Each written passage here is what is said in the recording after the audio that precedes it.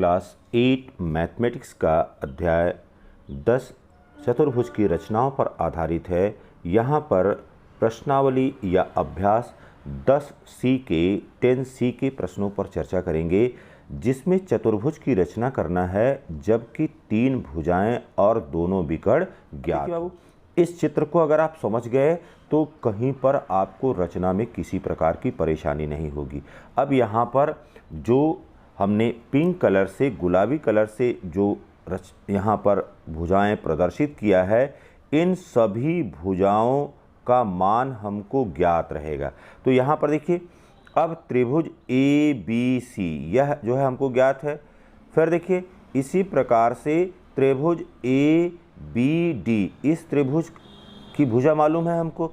तो दो इस तरह के त्रिभुज बनाते हुए और फिर CD को या DC को आपस में मिला देंगे और हमारा चतुर्भुज तब ABCD यह प्राप्त हो जाएगा। C के क्वेश्चन नंबर 1 में कह रहा है कि चतुर्भुज ABCD की रचना कीजिए जबकि AB बराबर 3.8 सेंटीमीटर, BC बराबर 3 सेंटीमीटर, AD बराबर 2.3 सेंटीमीटर, AC बराबर 4.5 सेंटीमीटर और BD बराबर 3.8 सेंटीमीटर है और CD की नाप करके ज्ञात कीजिए। तो यहाँ पर देखिए बेटा क्या क्या हमको ज्ञात हो गया है।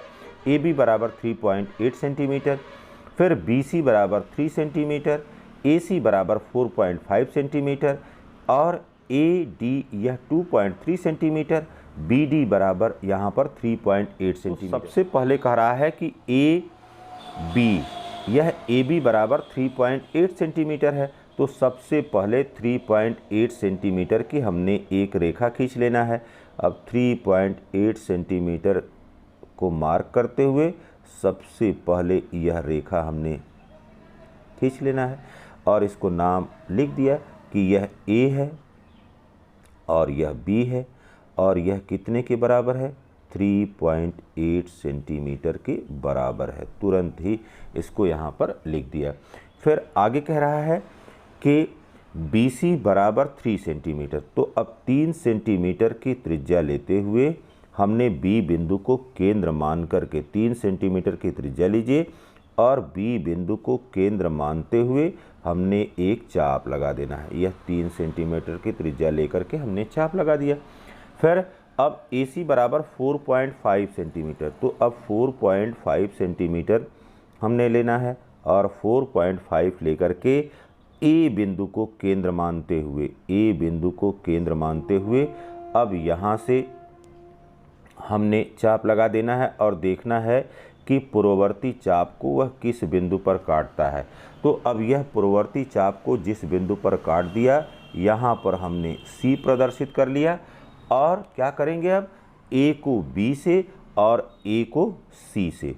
तो यहाँ पर A को C से और B को C से इस प्रकार से मिला देंगे स्केल रख करके।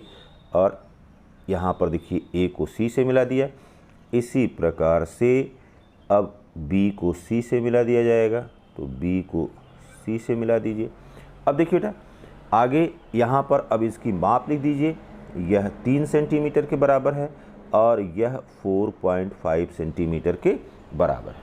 अब चित्र में देखिए आगे क्या कह रहा है। आगे कह रहा है कि AD बराबर 2.3 सेंटीमीटर। तो अब 2.3 सेंटीमीटर हम स्केल पर लेंगे,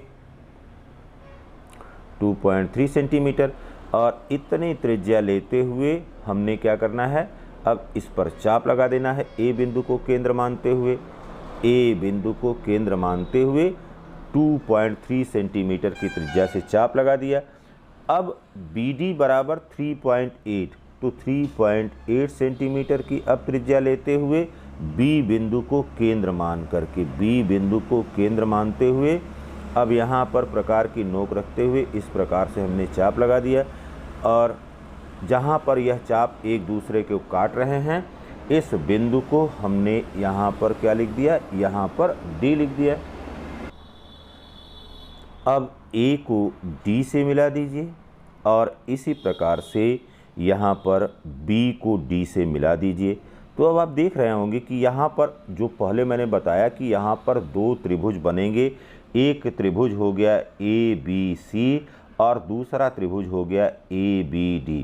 तो इस तरह से जो दो त्रिभुज बन रहे हैं, अब इनके जो शीर्ष हैं C और D को मिलाते हुए यहाँ पर हमने रेखा खींच दिया, यह रेखा खींच दिया। अब सभी माप यहाँ पर लिख दीजिए। ये हो गया 2.3 सेंटीमीटर, ये हो गया 3.8 सेंटीमीटर। अब आगे कह रहा है कि CD को माप करके लिखिए।